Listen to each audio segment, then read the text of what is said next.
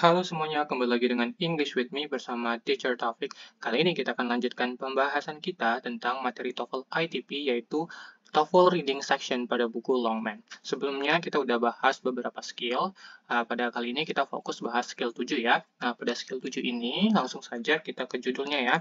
Di sini ada yaitu Answer Transition Question. Berarti ini tentang pertanyaan transition atau pertanyaan transisi ya. Oke, agar lebih paham lagi apa sih yang dimaksud dengan pertanyaan transisi, langsung aja kita ke pembahasannya ya. Oke, di sini udah ada penjelasan terkait transition question tersebut ya. Apa sih maksudnya transition question? Kalau kita artiin ke dalam bahasa Indonesia, transition question itu berarti pertanyaan transisi atau pertanyaan perpindahan ya. Transisi itu perpindahan. Oke, bisa kita baca dulu penjelasannya yang pertama di sini. You will sometimes be asked to determine what probably came before the reading passage in the preceding paragraph, or what probably comes after the reading passage in the following paragraph. Jadi, yang dimaksud dengan pertanyaan transition ini yaitu saat kita diminta untuk menentukan apa yang dibahas, kemungkinan yang dibahas sebelumnya, came before the reading passage. Jadi, apa yang kira-kiranya yang telah dibahas sebelum teks tersebut. Nah, itu disebut sebagai preceding ya, preceding paragraph. Itu pertanyaan jenis preceding, menanyakan kira-kira, probably ya, mungkin kira-kira apa yang dibahas sebelumnya dari paragraf tersebut. Oke, atau bukan paragraf ya, dari bagian dari teks tersebut. Nah, jadi kita harus memprediksi berdasarkan clue tertentu nanti ya.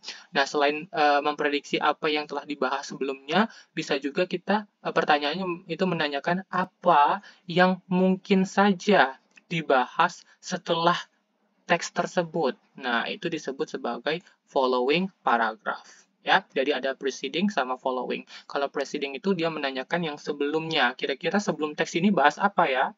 Nah, kalau following itu yang menanyakan kira-kira setelah selesai teks ini akan masih membahas tentang apa ya? Oke, sekarang kita lanjutkan ke pembahasannya ya. Berikutnya di sini. This type of question is a transition question. Nah, tipe jenis pertanyaan ini disebut tipe pertanyaan transisi atau perpindahan.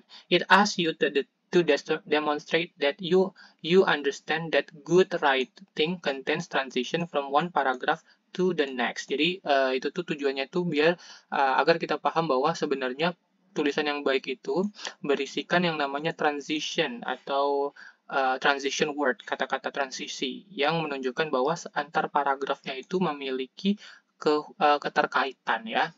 Oke, jadi tujuannya itu adalah lebih ke good writing-nya itu ya, good writing. Kemudian lanjut di sini, a paragraph may start out with the idea of the previous paragraph. Jadi, sebuah paragraf itu mungkin saja dimulai dengan ide dari paragraf sebelumnya.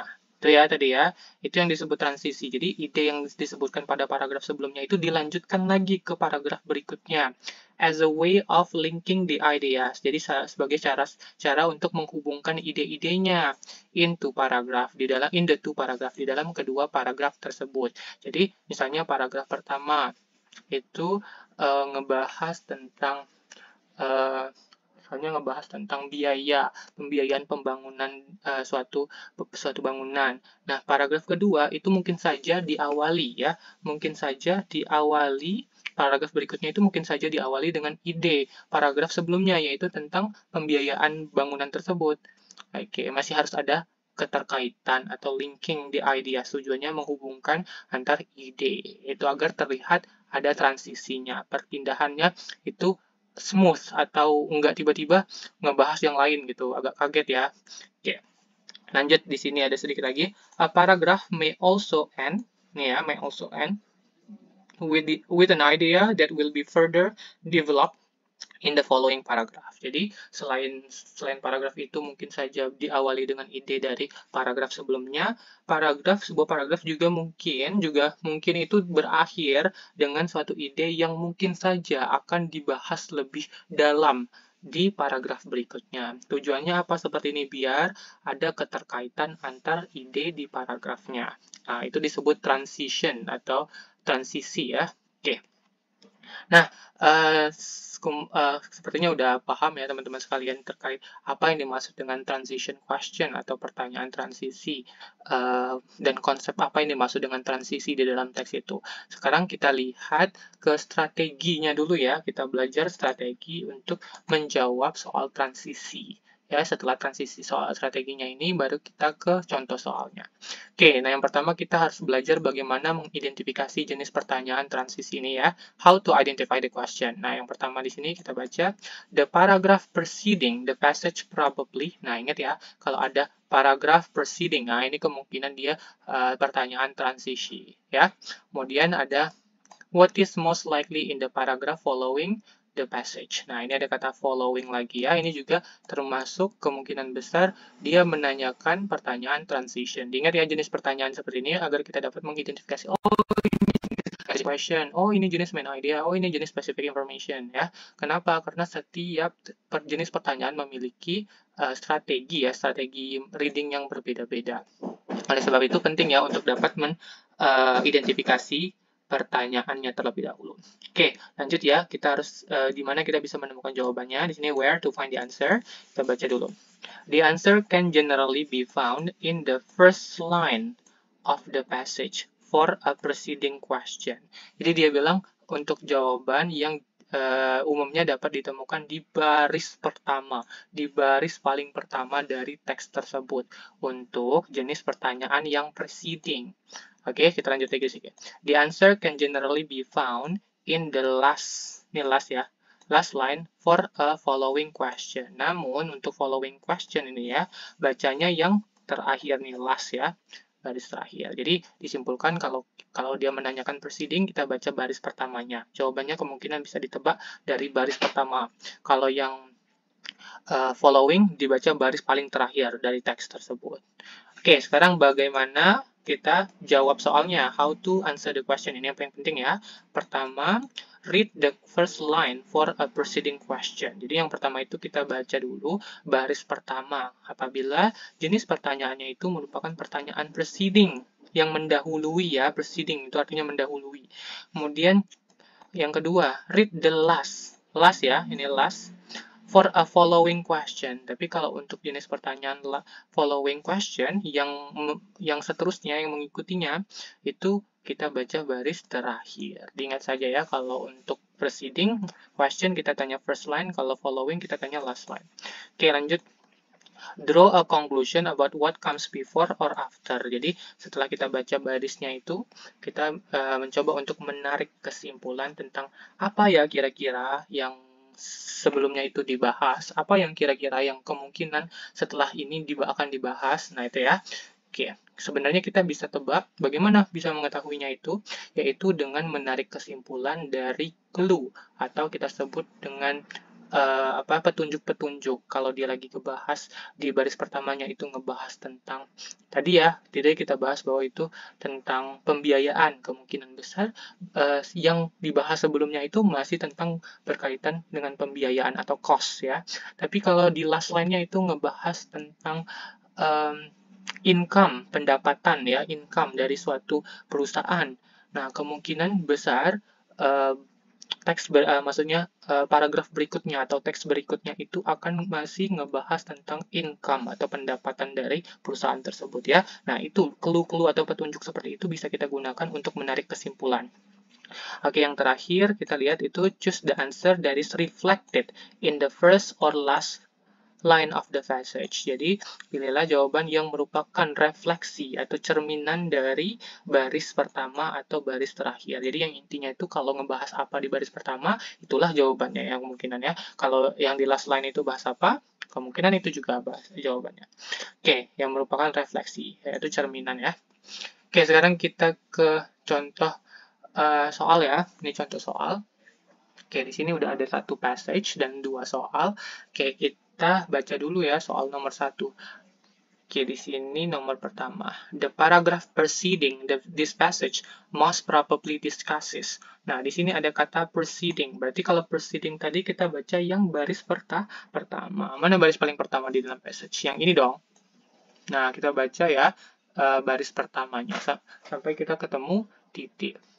Okay, another myth of the ocean concerned Davy Jones, who in folklore in the main spirited sovereign of the ocean depths. Oh ya, sebelum kita coba jawab di sini udah ada tips tadi kan, tips jawab soal, lupa dikasih tahu. Ini untuk tips jawab soal pertanyaan transisi itu ya tadi ya, udah dibahas sebentar juga di strategi untuk jenis proceeding itu kita baca baris pertama ya. Ini tadi baris pertama udah kita baca juga.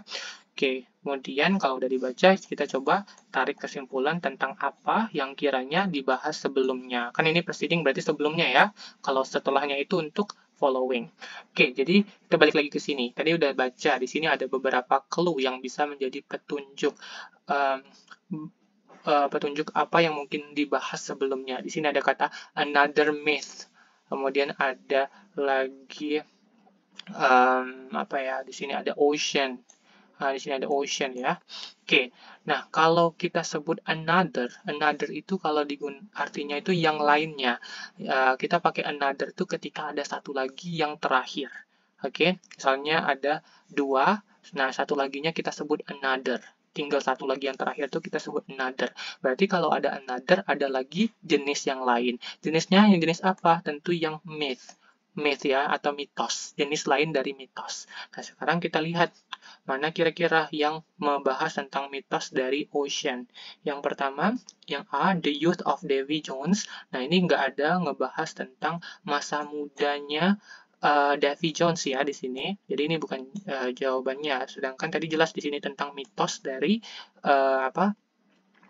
ocean atau disebut samudra ya. Oke, yang B, Davy Jones career as a sailor. Di sini nggak ada kata career dalam teks itu. Di bagian yang kita baca baris pertama itu nggak ada kebahas karir ataupun kata sailor. Jadi ini udah langsung kita coret aja. Yang C, a different traditional story from the sea. Nah, di sini yang betul. Kenapa ini betul? Nah, kata story itu sama aja maknanya dengan kata myth. Myth itu adalah mitos. Mitos itu adalah suatu cerita. Oke, terus ada kata ocean. Ocean itu sama aja bermakna dengan sea, yaitu lautan ya. Nah, di sini ada kata different. Different itu mewakili makna dari another, yaitu kalau diartikan sebuah cerita tradisional jenis lainnya dari lautan ya. Jadi intinya another myth of the ocean itu merupakan refleksi dari jawaban C. Jadi bisa kita simpulkan lah. Kita simpulkan kemungkinan sebelum teks ini, sebelumnya di paragraf sini, anggaplah di sini ya paragrafnya itu ngebahas tentang suatu jenis cerita lain, suatu jenis cerita lainnya yang tentang lautan ya. Oke, yang D kita periksa juga, preparing to travel on the ocean. Di sini emang ada kata ocean, tapi tidak ada tentang travel ya, nggak ada bahas tentang travel di baris pertama. Jadi kita fokusnya di baris pertamanya saja karena dia nanya proceeding. Tapi walaupun ada di baris yang berikut-berikutnya, tapi tetap aja kita fokus ke baris pertamanya. Oke, berikutnya ke soal nomor 2. The topic of the paragraph following the passage most likely is, nah ini ada kata following. Jadi kalau ada soal following, berarti kita baca baris terakhir ya, untuk pertanyaan following question. Nah, baris terakhir ada di sini kan? Nah, tapi kita bacanya dari mulai titiknya. Kita mundur ya sampai ketemu titik lagi ya. Berarti kita bacanya dari sini nih. Oke, baris terakhirnya dari awal titiknya ya. Needless to say, any sailor on the sea is not so eager to take a tour of Davy Jones' locker, although it might be a rather interesting trip considering all the treasures located there. Nah, di sini ada beberapa clue ya, kita udah baca ya, kira-kira udah bisa ngambil kesimpulan kira-kira teks berikutnya ini ngebahas apa dari clue atau petunjuk dari bagian yang telah kita baca tadi, baris terakhir nih ya. Oke, apa sajakah clue yang bisa kita ambil di sini? Yang pertama itu ada kata sailor, kemudian ada kata sea, kemudian yang jadi kata kuncinya itu ada di baris-baris terakhir nih, yaitu ada interesting trip, treasure, located there ya. Nah, jadi ini sebenarnya dia ngebahas tentang treasure ya, atau kita sebut harta karun ya. Jadi si pelaut manapun di on the sea is not so eager to take a tour on Davy Jones' locker, although it might be a rather interesting trip considering all the treasure located there. Nah, berarti sebenarnya di baris terakhirnya fokusnya itu di treasure nih, yaitu dia ngebahas tentang harta karun yang mungkin saja tersimpan di dalam Davy Jones Locker ya. Nah, ini ya intinya ya, dia ngebahas tentang harta karun yang tersimpan di Davy Jones Locker. Nah, sekarang kita cari kira-kira yang ngebahas tentang harta karun tersebut atau interesting trip itu mana ya, untuk melakukan perjalanan ya, untuk mendapatkan harta karun. Itu ya. Coba kita cari dulu. A, valuable item located at the bottom of the sea. Oke, mungkin aja ya, karena di sini ada kata valuable. Karena valuable ini sama dengan treasure. Ya, valuable itu kan artinya berharga, item-item berharga, barang-barang berharga, sama aja dengan harta karun. Oke, mungkinan jawabannya ini. Kita cek yang lain dulu. Where Davy Jones is found today. Enggak ya, dia nggak ngebahas di mana Davy Jones itu ditemukan. Bukan nanyain lokasi tentang Davy Jones ya, jangan terkecoh ya, ini bukan lokasinya Davy Jones, tapi lokasi dari harta karunnya. Oke, Jonah and the whale, ini nggak bahas tentang whale ya, jadi langsung salah. Yang D, preventing object from falling overboard, ini juga salah, nggak ada bahas tentang objek yang jatuh dari overboard, mungkin dari kapal ya maksudnya ini ya. Oke, jadi yang paling mendekat itu yang A, itu ngebahas tentang valuable items, atau sama aja dengan maksudnya itu treasure, atau kita sebut sebagai harta karun, located, di sini ada kata located juga, yang terletak at the bottom of the sea. There di sini bermakna bottom of the sea. Ya, jawabannya yang benar adalah yang A. Oke, baiklah itulah teman-teman pembahasan kita tentang skill 7, transisi question atau pertanyaan transisi. Jadi ada dua jenis pertanyaan untuk jenis soal seperti ini, ada yang following, preceding, dan following. Kalau preceding kita baca baris pertamanya, kita tarik kesimpulan dari clue-cluenya, kemudian pilih jawabannya. Sedangkan untuk following kita lihat baris terakhirnya.